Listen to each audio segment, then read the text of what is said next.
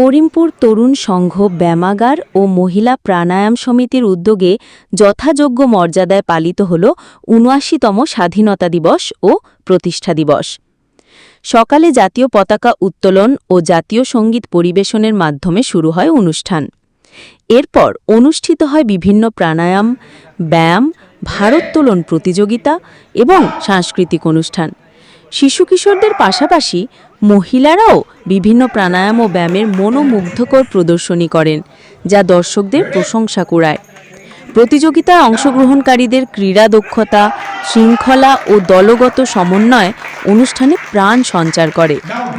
সন্ধ্যায় পুরস্কার বিতরণী অনুষ্ঠানে বিজয়ীদের হাতে ট্রফি ও সনদ তুলে দেন ব্যায়ামাগার কমিটি ও আমন্ত্রিত অতিথিরা বলেন, শারীরিক কসরত ও ক্রীড়া চর্চা কেবল শারীরিক সুস্থতার জন্য নয়, মানসিক দৃঢ়তার জন্যও জরুরি।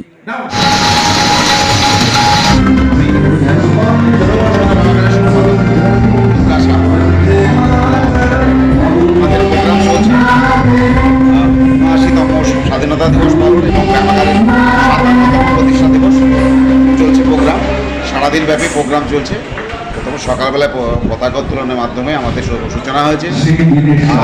পরবর্তী ক্ষেত্রে আমাদের প্রতিযোগিতা হলো 1 নম্বর ও 2 নম্বর ব্লক ভিত্তিক। তাতে আমাদের যারা এসেছিলেন কৃষ্ণনগর থেকে, মহিলা ছিল মানে আমরা বাধা করে দিতে চাইছি যে মহিলারাও আমাদের এই ব্যায়ামাগারে পরবর্তী ক্ষেত্রে নিজেকে মানে শক্তিশালী করুন। আমাদের মধ্যে প্রায় 25 জন মতন প্রতিযোগী এসেছিল, তাদেরকে আমরা পুরস্কৃত করেছি।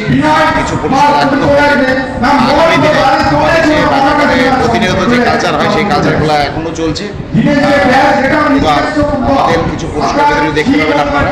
পরবর্তী ক্ষেত্রে আমাদের যোগাসন প্রতিযোগিতা যেটা হয়, সেটা ডিস্ট্রিক্ট ওপেন একটা প্রতিযোগিতা, সেটা আগামী দিন আমরা দিন নির্ধারণ করব। আপনারা শুনলেন তরুণ সংঘ ব্যায়ামাগারের সম্পাদক আজকের অনুষ্ঠান আগামী কর্মসূচি টিভিএফ বাংলার পর্দায় আপনাদের সামনে হাজির।